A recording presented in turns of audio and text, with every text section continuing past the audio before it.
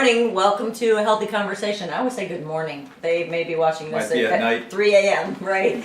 So anyway, we're back at the Lima house. Now, we're pretty blessed. No, we're more than pretty blessed. God's really provided amazing things for us since we have this house. Absolutely. We have the lake house. I'm in a turtleneck. We don't have a clue what day it is. And our weather here in Ohio has no clue what season it is. It's fall today. Yeah, it's fall today, but it's actually supposed to be almost summer. Now, I know you might be watching this at a different time, but hopefully we can help people be amused by the fact that our weather is... We don't know. Yeah, we don't know. Our weather's as confused as we are, basically. So anyway, what we thought we'd talk about today is something that's going to be very, very, very specific to you, no matter who you are watching this. Because we're going to talk about weight loss and your health. So we're going to talk about losing weight easily and getting rid of inflammation, digestive issues, obviously pain in joints, inflammation, sleeping problems, and it's going to be a very simple fix. It's so simple that you might even not buy the idea, because when I first learned it, I didn't. I've been absolutely fascinated and been telling you about the 20-30 results that people have been getting. Now, the weight loss results are great. They're fast. They're 20 pounds in 30 days or even more. But what's got me more fascinated, and what I've been studying and sharing with you, is the listen to your body stuff.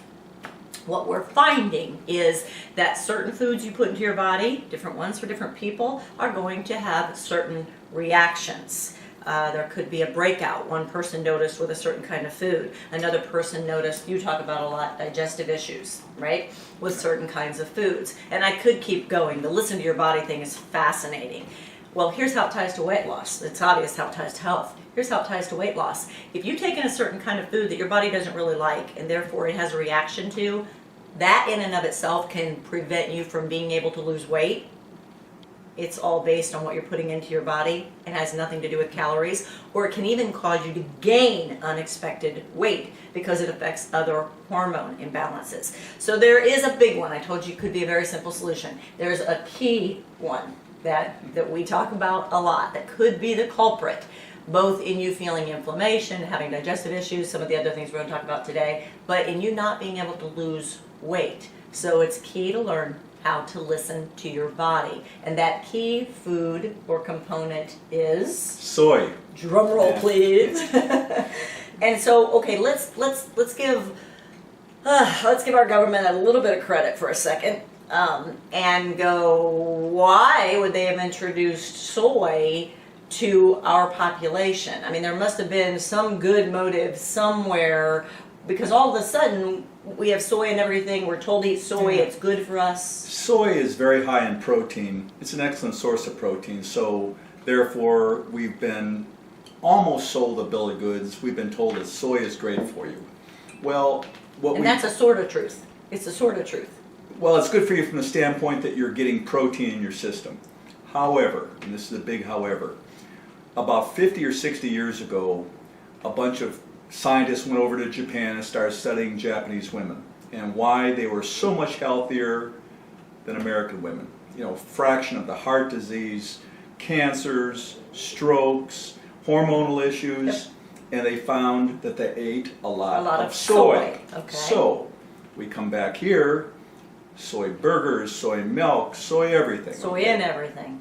The only problem is when we copy something in this country, we really don't copy it to the degree we're supposed to. Is in its original form. Because women over in Japan were eating fermented soy, miso and tofu. And a lot of tofus aren't fermented, by the way, but some of them are. Okay. When you ferment soy, it stops being estrogenic.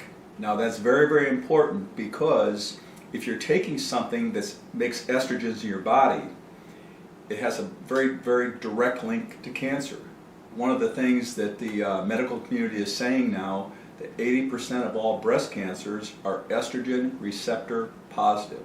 So extra estrogen is causing a lot of the problems we're having. And the soy that we put into our body in this country is very it's estrogenic. non-fermented, so it's very estrogenic, so it's making a lot of problems in the So system. when we're talking about what we teach people with listen to your body, with 2030. And the Listen to Your Body test is free, by the way. So if you want to contact us, if you're local, contact us at 419-224-8446. If you're not local, you can go online at info@Donna.Krech and you can get the Listen to Your Body test.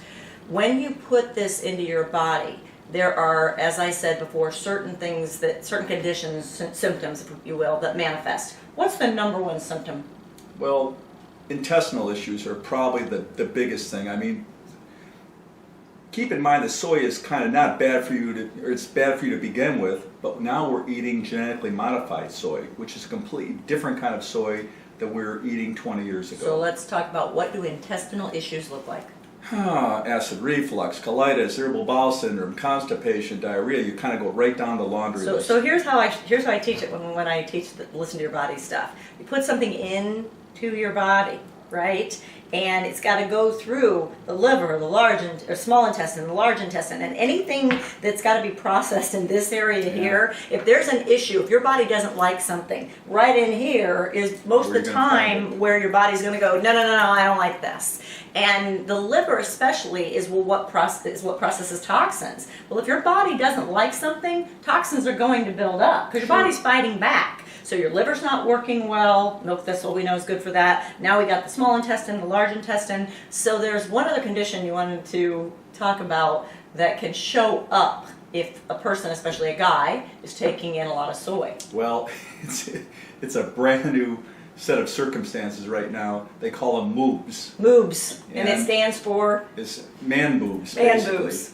And I mean, I see it all the time. Young guys now are walking around with very flabby chests, and what they're looking at is they're thinking that it has an awful lot to do with all this extra estrogen that they're taking in, all the soy, all the different things that they're doing to their bodies. So soy can be a culprit in obviously how you look. One of many. But soy can be a culprit in all these problems, and you're just not feeling good. And like I said earlier, this not feeling good, it might be headaches, it might be pain in your joints, it might be digestive issues, not being able to sleep at night, but those conditions are totally tied into you being able to lose weight as well. So this is a pretty big deal, soy tied into weight loss and health. On the next episode, we're going to tell you exact sources of soy that you may not be realizing you're taking in. We'll talk to you next time. Bye-bye. Bye.